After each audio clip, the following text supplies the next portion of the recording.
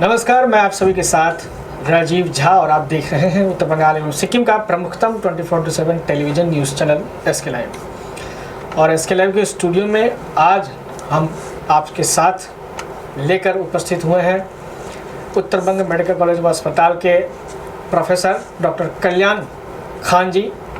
इनसे हम जानेंगे कि मौजूदा दौर में जो है कोरोना को लेकर के किस तरह का माहौल है और इस स्थिति में पहले की स्थिति कुछ और थी। जब कोरोना की शुरुआत हुई थी उस समय की स्थिति कुछ और थी और वर्तमान की स्थिति बहुत गंभीर और ख़तरनाक है। ऐसी स्थिति में हम कैसे बचें कोरोना से, इन सब मुद्दों पर हम इनसे बातचीत करेंगे। सबसे पहले इनका हम SK लाइव के स्टूडियो में बहुत बहुत स्वागत करते हैं। सर, आपने हमें अपना बहुमूल्य समय दिया, इसके लिए हम आपका हृदय से आभार व्यक्त करते हैं। एक और सवाल सर ये है कि आज कई लोगों के जहन में है, हमसे आप बेहतर जानते हैं कि आज कोरोना के लक्षण जो है वो 50% लोगों में नहीं दिख रहे हैं। ठीक, उनका ये जहन में है कि भाई हम तो मास्क लगा रहे हैं, फिजिकल डिस्टेंसिंग भी मान रहे हैं और बार बार हाथ भी धो रहे हैं, फिर भी मुझे ये कोरोना हुआ तो कैसे? ऐसे लोगों को क्या कहना चाहेंगे सर?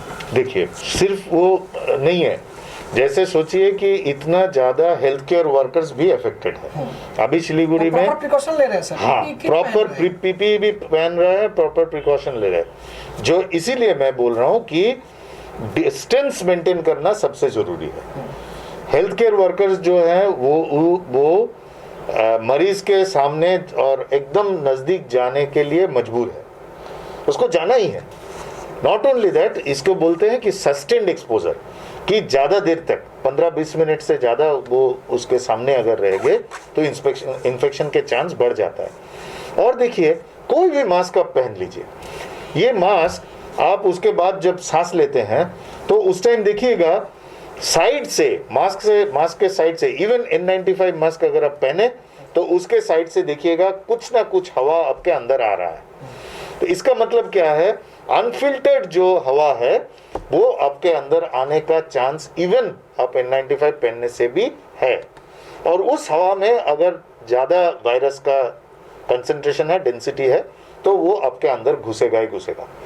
इसका मतलब मैं बोल रहा हूँ कि ज़्यादा से ज़्यादा कोशिश कीजिए कि कोई भी आपका अपरिचित जो व्यक्ति है, इंसान है, उसके ज़्यादा नज़दीक मत जाइए। उसके ज़्यादा नज़दीक जाने से आप इवन सबसे अच्छा मास्क भी पहन रहे हैं, यूज़ कर रहे हैं, तो आपका फुल प्रोटेक्शन नहीं है। तो दूरी इसलिए बोल रहे हैं कि शारीरिक दूरी जो है वो सबसे अहम है। दूसरी बात सर ये कि हम ये देख रहे हैं, आज हमने कल परसों रिपोर्टिंग भी की, तो आम जन का मांग ये उठ रहा है कि जो भी बाहर से आ रहे हैं, जिस किसी स्थल से क्यों ना हो, जिस किसी राज्य से क्यों ना हो, सभी का जो है सरकारी क्वारंटाइन होना चाहिए। लेकिन आप भी जानते हैं कि सर इतना बड़ा हमारा राज्य है, सभी को सरकारी तौर पर क्वारंटाइन नहीं किया जा सकता है। उन्हें होम क्वारंटाइन किया जा रहा है मेडिकल चेकअप के आधार पर। उनका मांग यह है कि ऐसी स्थिति में जो है हम सभी को वायरस पकड़ सकता है अगर उसमें है तो। दूसरी चीज की टेस्टिंग जो हो रही है, टेस्टिंग की रिपोर्ट थोड़ी लेट हो रही है। लेट होने के चक्कर में क्या हो रहा है कि सर हो सकता है कि अगर उनको कोरोना वायरस है तो दूसरों को भी संक्रमित करवा सकते हैं। तो क्या सर टेस्टिंग की प्रक्रिया और तेज हो? क्या सभी को सरकारी क्वारंटाइन किया जा सकता है कि नहीं किया जा सकता है? और अगर वो होम क्वारंटाइन में है तो उन्हें खास तौर पर सख्ती से किस तरह के प्रिकॉशन लेने चाहिए? एकदम सरकार, जैसे पहले जो आप बताया कि सरकारी क्वारंटाइन में इतने आदमी को रखना मुमकिन नहीं। पहला चीज़ ये, सरकारी इतना ज़्यादा तो वहाँ पे सीट्स अवेलेबल नहीं है जहाँ पे आप क्वारंटाइन कर सकते हैं। एक ही साथ देखिए, वो अगर सरकारी क्वारंटाइन में रहे या घर में रहे, उनका रिस्पॉन्सिबिलिटी जो है उसके ऊपर हम लोगों को थोड़ा बहुत निर्भर करना ही है। उन लोगों को अवेयर करना ज़्यादा ज़रूरी है कि आप लोग अगर ऐसे करें तो ये फैल सकता है। सिर्फ वो नहीं, आपका जो करीबी जो लोग हैं उनको भी आप संक्रमित कर सकते हैं। तो उनका जब भी घर में होम क्वारंटाइन में रहे तो कोशिश करना चाहिए कि जितना हो सके वो अलग से रहे, दूसरों के साथ ज़्यादा नज़दीक ना जाए, और जब अगर उनका सिम्टम है तो कम से कम एक हल्का मास्क घर में भी यूज़ करें। और जैसे मैं बोला कि अगर सिम्टम है या पॉजिटिव रिपोर्ट है तो उनको सैनिटाइज करना पड़ेगा बार बार। जहाँ पे वो टॉयलेट हो या किसी भी जगह जहाँ पे वो बैठ के खा रहे हैं, सब जगह सैनिटाइज करना पड़ेगा।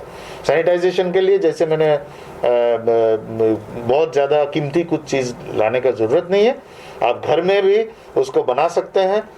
2 लीटर पानी में, कोई भी नल का पानी हो तो चलेगा, 2 लीटर पानी में अगर एक बड़ा जो चम्मच, टेबल चम्मच का आप ब्लीचिंग पाउडर, जो इसमें मिलता है, दुकान में मिलता है ब्लीचिंग पाउडर, बड़ा चम्मच का 1 चम्मच, 2 लीटर पानी, जो 1 लीटर का बोतल हम लोग जानते हैं, 2 लीटर पानी में आप 1 चम्मच मिलाइए, आधा घंटा उसको रख दीजिए ढक के। उसके बाद ऊपर का जो हिस्सा है वो आप 24 घंटे तक यूज कर सकते हैं सैनिटाइज करने के लिए। तो घर में अगर कोई रहे जो बाहर से आए हैं तो सैनिटाइज बार बार कर सकते हैं। आप उनको भी बोलिए, बाकी लोगों को भी हाथ धोना चाहिए। दूरी जो है वो सबसे अच्छा, सबसे अहम चीज़ है जो मैंने बोला। और जो आपने बोला कि टेस्ट देखिए, जितना जल्दी हो सके उतना अच्छा है। अगर 5 मिनट में रिपोर्ट मिल जाए तो सबसे अच्छा है।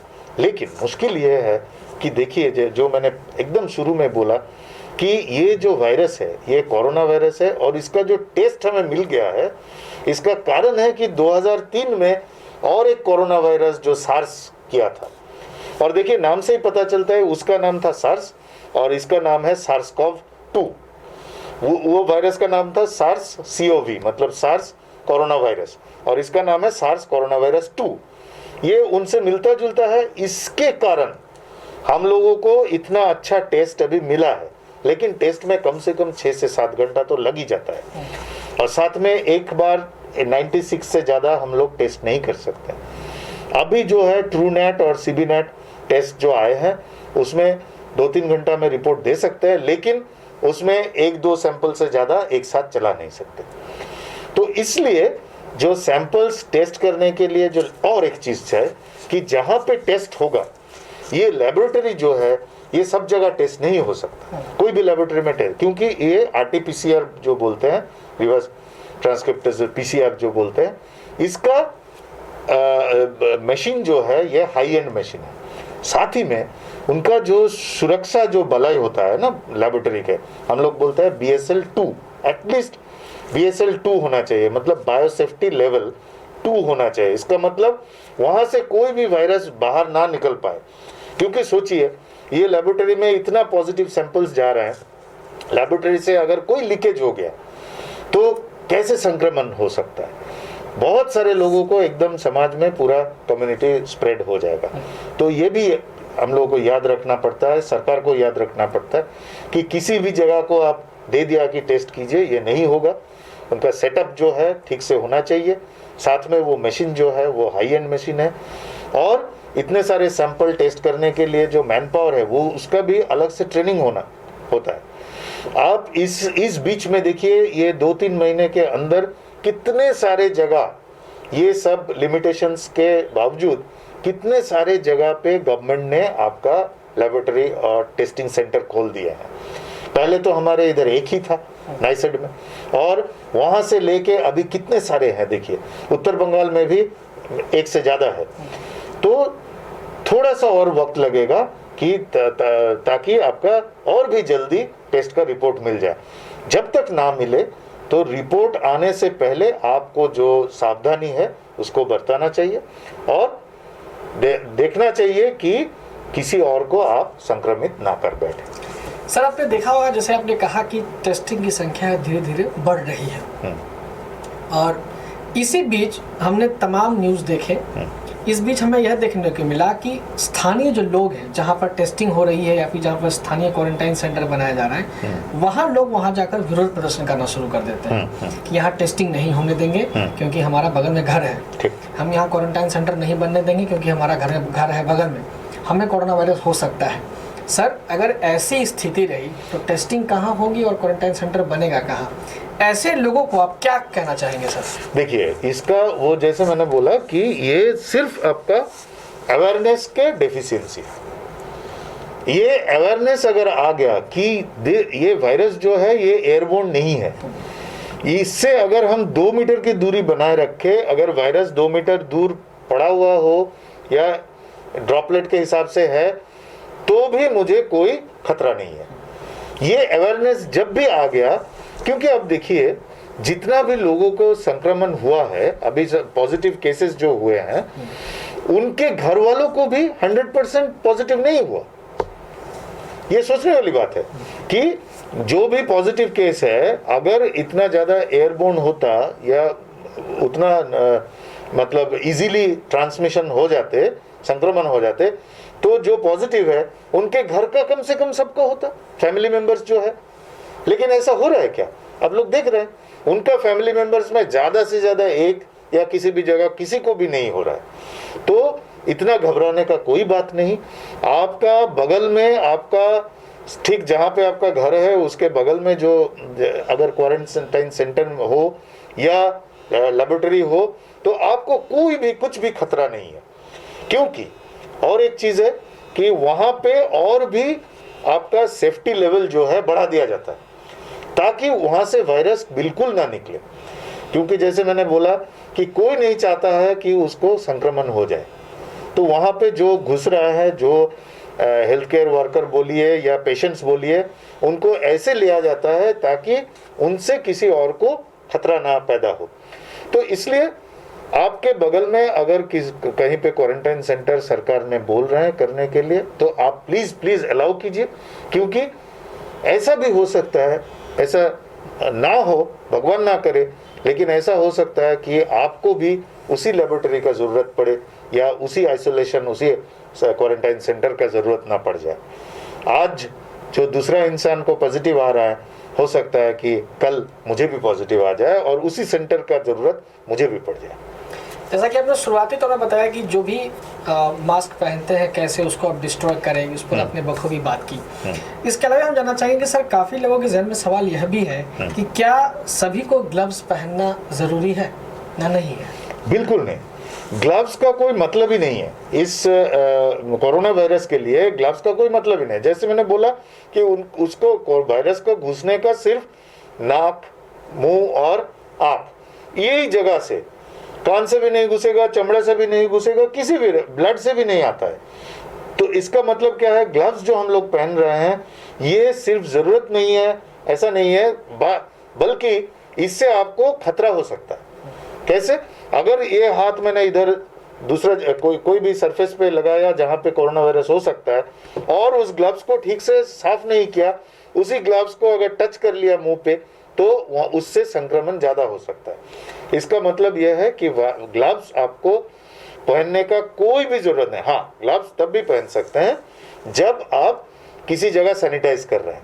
जैसे मैंने बोला कि एक चम्मच आप 2 लीटर में मिला के वो यूज अगर कर रहे हैं कि साफ करने के लिए, उस टाइम ग्लव्स पहनिए ताकि आपको हाथ में वो सैनिटाइजर जो हाइपोक्लोराइड सॉल्यूशन जो बोला, वो उससे कोई नुकसान ना पहुंचे। इसमें वायरस को रोकने के लिए ग्लव्स का कुछ भी जरूरत नहीं है, सिर्फ आपका मास्क काफी है। एक महत्वपूर्ण जानकारी आपसे जानना चाहेंगे सर कि जिसे भी कोरोना संक्रमण होता है, जो एक्टिव पाए जाते हैं, उन्हें सीधे कोविड-19 हॉस्पिटल में ट्रांसफर कर दिया जाता है। वहाँ किस तरह उनका इलाज होता है जो वापस ठीक होकर अपने घर चले आए? और ऐसा अगर हमारे सभी दर्शक करना चाहे, घर में ही अपने आप को मजबूत रखना चाहे, दूसरी तरफ पे कैसे वो अपने इम्यूनिटी को बिल्डअप मजबूत करे सर? ठीक। जैसे देखिए, इसमें सबसे अहम चीज जो जानना है कि यहाँ इस वायरस के लिए, कोविड-19 के लिए कोई भी स्पेसिफिक इलाज अभी तक नहीं है, वैक्सीन भी नहीं है। इसका मतलब जब उनका इलाज अभी हो रहा है कोविड हॉस्पिटल में, तो वो सिर्फ सपोर्टिव ट्रीटमेंट, मतलब जो भी उनका सिम्टम है उसी का दवाई दिया जा रहा है। और जिस चीज के ऊपर हम लोग भरोसा कर रहे हैं वो चीज है उनका अपना इम्यूनिटी, जो प्रतिरोध करने का जो क्षमता है हर एक इंसान का है, तो उसके ऊपर हम लोग डिपेंड कर रहे हैं। अभी देखिए, ये इम्यूनिटी आप खुद बढ़ा सकते हैं। कोविड हॉस्पिटल में अगर किसी को भर्ती किया जाता है तो वहाँ पे ज़्यादा से ज़्यादा ख्याल रखा जाता है कि आपका कोई कोमॉर्बिडिटी है कि नहीं। तो पहले आप देख लीजिए आपका कोई कोमॉर्बिडिटी, मतलब आपका डायबिटीज, आपका हाइपरटेंशन मतलब प्रेशर ज़्यादा, या कार्डियोवास्कुलर जो हार्ट का कोई बीमारी या किडनी का कोई बीमारी, ये अगर है तो आप थोड़ा सा हाई रिस्क है। इसका मतलब ऐसा नहीं है कि आपको कोरोना वायरस हो जाएगा या कोरोना वायरस हो जाने से आपको मौत हो जाएगा, बिल्कुल नहीं। बहुत सारे ऐसे पेशेंट्स हैं कलकत्ता में, यहाँ पे हम लोग देख रहे हैं कि उसका बहुत कोमोर्बिडिटीज थे, लेकिन वो एकदम ठीक होके निकल गया 2 हफ्ते के अंदर। तो आपको अभी जो है डरना नहीं है, सिर्फ जानना है कि इसमें थोड़ा सा हाई रिस्क है, लेकिन वो अगर वो उसका कंट्रोल भी ज़रूरी है। जैसे कि डायबिटीज़ है तो आपको दवाई जो है, रेगुलर दवाई जो है उसको लेते रहना है, आपका जो ब्लड शुगर लेवल है उसको कंट्रोल में रखना है, प्रेशर भी वही है, आपका कोई भी हार्ट का या किडनी का जो बीमारी है उसका दवाई लेना है, कोई प्रॉब्लम हो रहा है तो उसका इलाज कराना है। साथ में इम्यूनिटी के लिए बूस्ट करने के लिए जो है कि आपका बहुत ज़्यादा ज़रूरी है रेस्ट जो है, जैसे कि कोविड हॉस्पिटल में जो जाते हैं उनको रेस्ट बहुत ज़्यादा दिया जाता है। रेस्ट मतलब कम से कम 7 घंटा दिन में आपका आराम चाहिए, नींद चाहिए। पानी ज़्यादा से ज़्यादा पीना चाहिए। अगर आप किडनी का पेशेंट नहीं है, काफ़ी समय हम सुन पा रहे हैं गर्म पानी या ठंडा पानी, बहुत बढ़िया। गर्म पानी से बिल्कुल कोई फायदा नहीं है, यानी कहा यह जा रहा है गर्म पानी कुछ गर्म पानी से फायदा नहीं है। ये एक अफवाह फैला हुआ है कि गर्म पानी, किसी ने बता रहा है कि गर्म पानी से हाथ धोना है, बिल्कुल नहीं। WHO ने बिल्कुल बोल दिया है कि गर्म पानी खाने का जरूरत नहीं है, गर्म पानी से हाथ धोने से कोई भी एक्स्ट्रा फायदा नहीं है। आपको किसी ने बोल रहा था कि धूप में खड़ा रहना है 4-5 घंटा, इस तरह की अफवाह आ रहे हैं। और जैसे जो मैं बताने वाला था कि अगर आपको लग रहा है कि ये सही है या नहीं कोई भी इंफॉर्मेशन, तो उसको आप वेरीफाई कर लीजिए। वेरीफाई कहाँ से करिएगा? एक तो आप 1075 में फ़ोन कर सकते हैं, 1075 पे आप फ़ोन कीजिए। वहाँ पे वो हेल्पलाइन नंबर है हमारा देश का, उसमें आपको 24/7 कोई भी जानकारी अगर चाहिए, कुछ भी वेरीफाई करना है कि ऐसा हमको इंफॉर्मेशन मिला है, ये सही है या गलत है, उसको मिलेगा। नहीं तो आपका जो हेल्थ वर्कर है, जो ये डॉक्टर है या स्वास्थ्यकर्मी जो है, उनसे आप पूछ लीजिए। लेकिन आप कुछ ऐसा मत कीजिए जिससे कोई फायदा नहीं, उससे आपको खतरा भी हो सकता है। जैसे अगर आप ज़्यादा गर्म पानी पीने गए, ज़्यादा देर तक धूप में आप खड़े रहें तो, या ज़्यादा गर्म पानी से हाथ धोने गए, जल गया, ये भी एक खतरा पैदा हो सकता है उससे। तो आप उनको बिना वेरीफाई किए मत कीजिए। और एक चीज़ मैं बताने वाला हूँ कि देखिए, ये कोरोना वायरस से हम लोगों को अभी पता चल गया कि ये कोरोना वायरस हम लोगों के साथ और कुछ दिन रहेगा। इसका मतलब अगर कुछ महीने, कुछ साल अगर रह गया, तो आप जो कर रहे हैं अभी इसके प्रतिरोध में, वो आप क्या कंटिन्यू कर पाएंगे? सोचिए अगर 5 साल ये रह गया तो 5 साल तक आप वो कर पाएंगे कि हर टाइम आप गर्म पानी पिएंगे? ये हो सकता है क्या? नहीं हो सकता। तो ऐसा कुछ मत कीजिए जो आप बहुत लॉन्ग ड्यूरेशन तक, बहुत देर तक आप कर नहीं पाएंगे। तो वो सब चीज एकदम नहीं करना चाहिए। ठंडा पानी पीने से भी कोई दिक्कत नहीं, कोई भी दिक्कत नहीं है। ठंडा पानी मतलब जो आप पीते नॉर्मल जो थे। और जो इम्यूनिटी के बारे में आप बोल रहे थे कि देखिए, इम्यूनिटी पानी ठीक से पीना है। जैसे मैंने बोला कि मास्क जो है, मास्क पहनने के कारण हम लोगों को पानी थोड़ा कम पीना है, क्योंकि फिर से मास्क खोलना है। तो ठीक से अगर मास्क पहने, जो मास्क को यहाँ मफलर की तरह यूज़ करते हैं उसके बारे में नहीं बोल रहा, ठीक से मास्क पहनना है। और मास्क अगर पहने तो पानी आपको याद रखना पड़ेगा कि बार बार ठीक टाइम पे खाना चाहिए, वह पीना चाहिए। और एक ही साथ देखिए, ये मास्क पहनने के कारण हम लोगों को थूकने का जो बीमारी है वो भी कम हो गया। ओपन प्लेस में, पब्लिक प्लेस में थूकना, ये आप लोग जानते हैं अभी सरकार के तरफ से ये पनिशेबल ऑफेंस है। इसके लिए आपको पनिशमेंट हो सकता है, फाइन हो सकता है।